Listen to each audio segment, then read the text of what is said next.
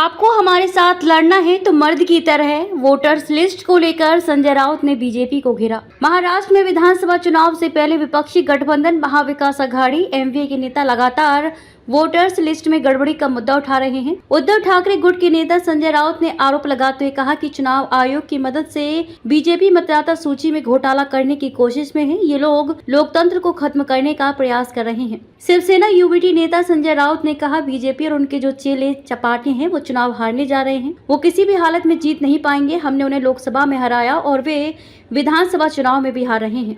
ये voters list में गड़बड़ी और घोटाले कर रहे हैं। चुनाव आयोग से हाथ मिलाकर और उनकी मदद से मतदाता सूची में गड़बड़ी करने की कोशिश कर रहे हैं। उन्होंने आगे कहा, बीजेपी लगभग 150 विधानसभा सीटों पर चुनाव लड़ रही है और वे उन लोगों को ढूंढ रहे हैं जिन्होंने लोकसभा चुनाव में एमवीए को वोट दिया है और उनके नाम फर्जी मतदाताओं से बदल रहे हैं। ऐसे हर विधानसभा क्षेत्र से 10,000 वोटर्स को निकाल देंगे और उनकी जगह पर बोगस वोटर्स को डाल रहे हैं ताकि हमारी जीत की जो संभावना है वो कम हो जाए, क्योंकि कुछ जगहों पर कांटे की टक्कर है। गृह मंत्री अमित शाह भी जिम्मेदार। संजय राउत ने कहा कि हम इस मुद्दे को सिर्फ देश में ही नहीं इंटरनेशनल प्लेटफॉर्म पर भी लेकर जाएंगे और लोगों को बताएंगे कि इस देश में क्या हो रहा है। बाबा अम्बेडकर का संविधान मानने वाला ये देश है। संजय राउत का बावनकुले पर गंभीर आरोप। शिवसेना यूबीटी सांसद संजय राउत ने आरोप लगाते हुए कहा कि बीजेपी की महाराष्ट्र इकाई के अध्यक्ष चंद्रशेखर बावनकुले मतदाता सूची से वैध मतदाताओं के नाम हटवाने और फर्जी मतदाताओं के नाम शामिल करवाने की साजिश में शामिल हैं। उद्धव गुट के नेता संजय राउत ने ये भी कहा कि अमित शाह चुनाव के बाद महाराष्ट्र में राष्ट्रपति शासन लगाने की पूरी कोशिश कर रहे हैं, लेकिन हम ऐसा नहीं होने देंगे। लिस्ट में गड़बड़ी हो रही है। महाराष्ट्र में, झारखंड में, हरियाणा में कोशिश की, लेकिन महाराष्ट्र की बात ऐसी है, भारतीय जनता पार्टी और उनके जो चेले चपाटे हैं, चोर लफंगे, उनके साथ वो चुनाव हारने जा रहे हैं। किसी भी हालत में जीत नहीं पा रहे। लोकसभा में ये लोग हार गए हैं। हमने हराया उनको, बहुत कोशिश की, लेकिन विधानसभा में ये लोग हार रहे हैं। तो क्या कर रहे हैं अभी मालूम है आपको?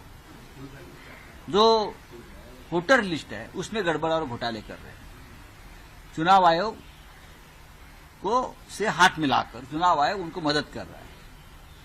हर विधानसभा क्षेत्र में जहां बीजेपी लड़ने जा रही है, लगभग 150 विधानसभा क्षेत्र है जहां बीजेपी लड़ेगी, वहां वो ढूंढ रहे हैं ऐसे वोटर्स को जिसने लोकसभा में महाविकास आघाड़ी को वोटिंग किया है, मतदान किया है।